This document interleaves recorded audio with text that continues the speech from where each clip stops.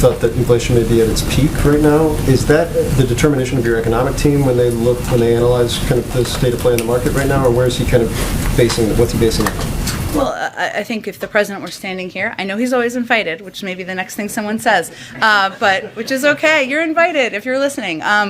Would be that we, of course, defer to the Federal Reserve and their assessments that they make as they make predictions about inflation.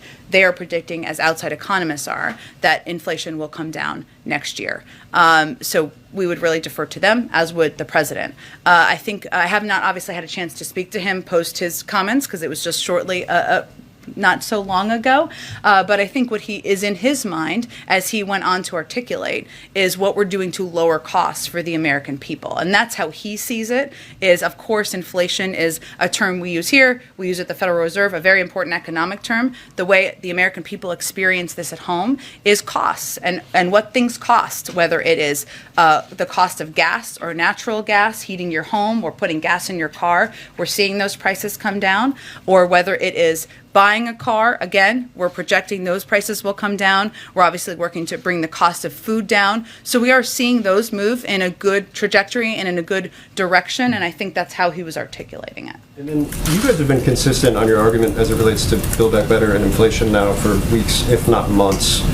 Senator Manchin has been consistent in his position for weeks and not months. Obviously, something is going to need to change in that dynamic on the senator's side of things for him, I presume, to support Build Back Better. What changes in your argument that resonates with the senator, given his long-held positions here on inflation? Well, we will certainly let the senator speak for himself. He will, of course, be speaking with the president, as the president alluded to early next week, and I would expect the president will convey much of what we've conveyed publicly, that while we've seen costs increase in some areas, and we've seen them move in a good direction in some areas as well, what we need to do now is think about what we're going to do about rising costs. What is our plan to address rising costs? You saw every single Republican in the House vote against Build Back Better. What were they voting against? Yes, they were voting against the president's agenda. They were also voting against lowering costs. They were voting against lowering costs for childcare, lowering costs for elder care, lowering costs for health care. And I think the not argument, because he has a very good working relationship with Senator Manchin, but I think the case he will make is that this is exactly the time to pass this bill and move it forward so that we can lower costs for the American people on all of those topics, including insulin and areas that really force American families to pinch pennies. Go ahead. On that same point, though, just politically, do these numbers make it more challenging, you think, to pass Build Back Better, given the fact that opponents and even Manchin argue that pouring more money into the economy will only make things worse? Well, what we know is what 17 Nobel laureate economists have conveyed, which is that this will help address inflation.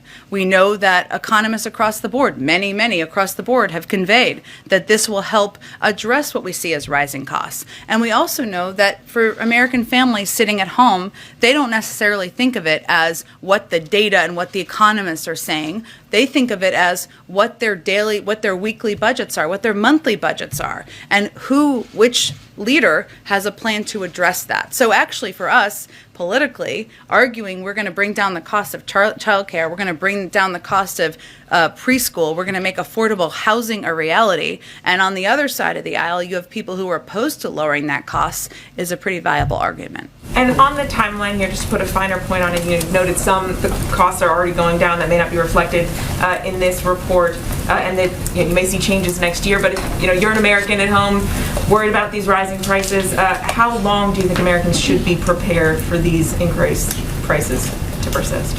Well, I think the way the American people look at it is not through data. Right? They look at it through how things are impacting their lives. So what they can know is that gas prices are coming down in about 20 states across the country. We expect that to happen in more. Natural gas prices are coming down. That means if they're looking to heat their homes, it was a very cold day here yesterday, for other cold days around the country, those prices are coming down. If they're looking to buy a used car, those prices should come down early next year. And also there are steps we're taking to address areas of where we see prices increasing, like when they go to the store to buy some, burgers for a barbecue, that we're working to go after meat conglomerates for raising prices and jacking prices up. So it's area to area, but what we can tell them is where we're seeing progress, where we're still going after the problem, and what we would also convey to them is you should look closely at who has a plan here and who's just shouting from a megaphone about it being a problem. We all agree it's a problem. It's who's going to do something about it. And how worried are you that the Fed may have to raise interest rates? We really, of course, defer to the independence of the Federal Reserve in making those decisions and what they feel is right for the economy. So I wouldn't say we're worried. We leave them to their independent assessment of what's needed. Go ahead.